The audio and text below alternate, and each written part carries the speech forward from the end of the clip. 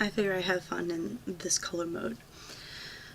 So this session is titled as I put on the video title. So we left off with the gang, or the band of misfits, until they come up with a proper name for themselves. Under the golden stables in a secret basement hideaway office of Awilla, which I kept calling Owlette. Awilla Owlette, I hope you guys got it. And Great Lady Neva was there with Mortai Jevel, Mortai and Jevel's body, Beaky, Mortai, Beaky, and Mortai's body, Bucky, Glenn, Keljack, Amethyst, Sunny, Oldwin, Celia briefly there, and a new player, Cinna. So how I opened up the game was that Cinna was at the port when the explosions went off, which Sunny had secured against the ships with C2 that Becky Mortai made using Fey octopuses to put the C2 in their bellies and attach to the docks. Not the docks, the boats. So in the process, she was the one who gave the command word while Amethyst was over by the warehouse. It was my way of explaining the players not there for the session prior. So they came downstairs during the process of Mortai Jevel being questioned, and Bucky having every right to be pissed at him and hating his fucking guts. During the process, they heard loud noises outside, and a portal opened up, causing Arabella to fall in from the ceiling to the floor, bloodied and bruised, and saying some incoherent words about someone there. Next thing the party knew, Datura had shown up through a portal, and a battle started right from there. After the first round fighting, some more players on Datura's side popped in. Lady Jade. After another round, Talia from Calypso's Pass and Glenrick from Glenn's Pass showed up, along with who I titled the Porter Man, who had the ability to create portals. During one of the exchanges with some people getting ported in, Celia ended up getting portaled out. To where? I don't know. It was a tight close quarters with Datura casting darkness from her special sword and attacking from the darkness. The players had a hard time finding her and attacking her, while Glenn was in a state of shock seeing his father Glenrick and unable to do anything. In the process, Awilla cast Feeble Mind on Glenrick, which he failed to save and became feeble-minded, causing Glenn to freak out even more. Battle soon ensued as Glenn trying to get his grasp of what he should do, whether fight his father, save his father, or try to get rid of the crazy bitch in the room. Battle tight quarters, Awilla trying to get some attacks in, Great Lady Neva trying to get some attacks in, Mortai Jevel tied up off to the side, unable to do anything, and still getting used to that new body. So during the process, when Madame Jake came in, she threw some powder spell at Oldwin, knocking him unconscious, making one less player for her to fight. Out of a miraculous creative move,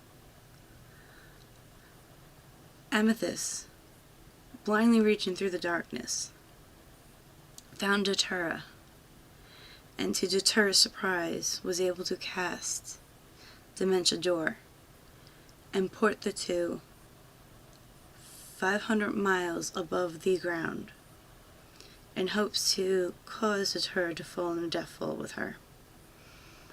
Unfortunately, Datura had a flying potion on hand and pretty much waved goodbye to Amethyst to fall down to the earth. While the battles kept going on, Amethyst tried to get into her bag of holding, but then at last minute changed into a little bird form to get back. But as the battle had started, Mickey wanted his spiders who tried to use gaseous form potion to go and get him. Go and get his little metallic friend. Glenn, realizing how crazy the battle was getting, was just able to open up the hatch where there was some crazy amount of weight on it, just enough to bend to get his raven out and to get Beaky. Beaky, who didn't go too far,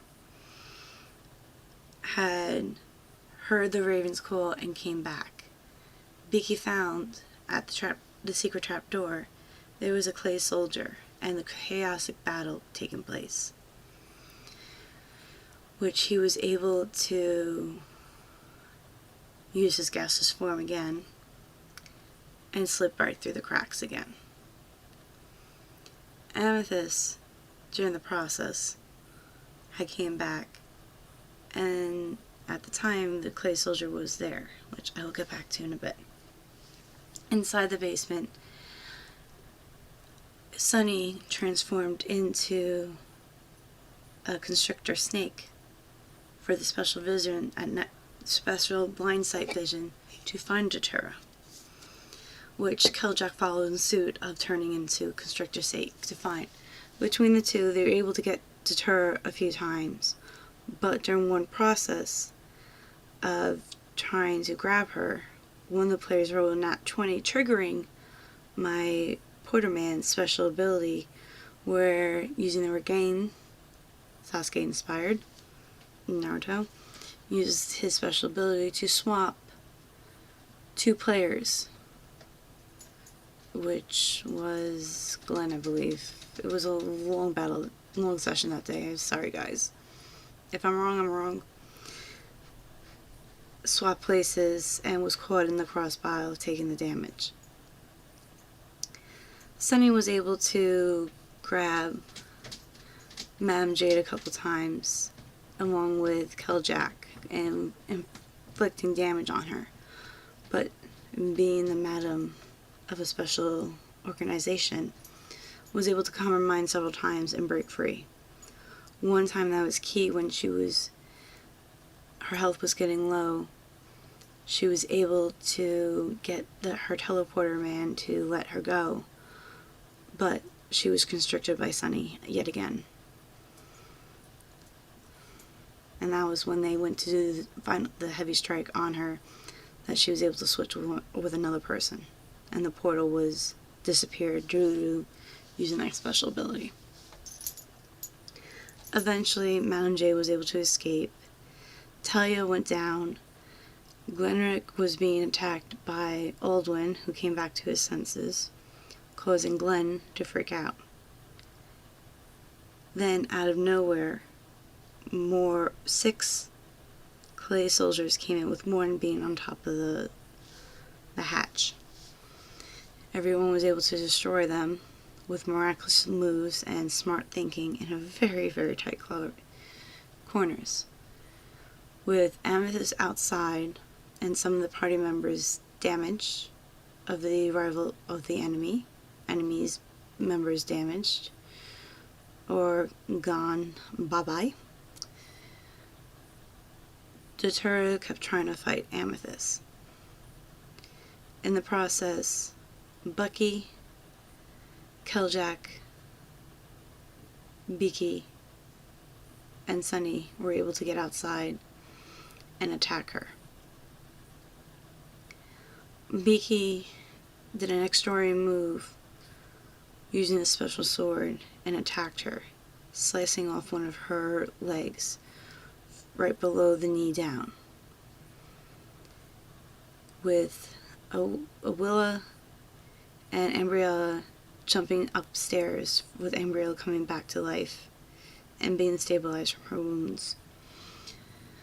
To try to stop Deterra from attacking Awilla, over Deterra being angry that Awilla got her way in getting the band of misfits into the party.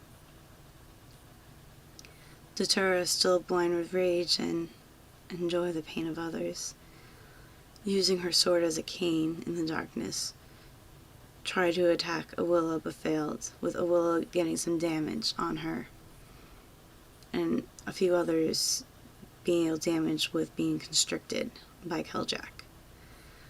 Awilla did the final damage, causing Deterra to pull a trump card and self-destruct in hoping of taking down the band of misfits with her.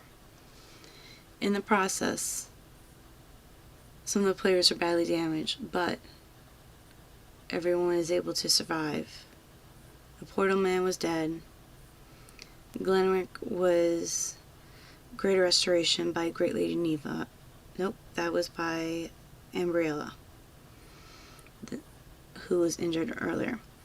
Ambriella was able to restore him, who came back to his senses. And Glenn was trying to tell his father to stop and to go home, with Glenrick saying, "No, I want power," and blinked out with using a special device. In the process of the band of misfits finding what goodies were on the bodies, Keljak ended up having 100 platinum in his snake body as projectiles, with 100 more coins, 100 more platinum coins mismatched and bent in different places from the blast. With Sunny, which I forget how many she had in her, and began finding this sword blade that could create darkness that was sentient and had something special it wanted from Beaky, along with a few other items. Beaky, cleverly enough, able to mend the melted coins, causing Keljak to get 200 platinum coins, and fixing some of the coins that Sunny had that were melted. Calypso was able to find in Talia's body a poison bow and a few other useful items. And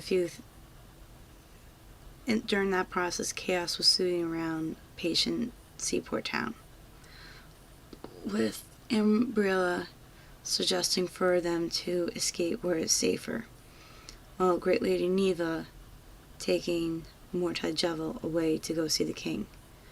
Before Mortai Jevel was able to leave, Bucky pistol whipped him to let him know that he had a lot to make up for.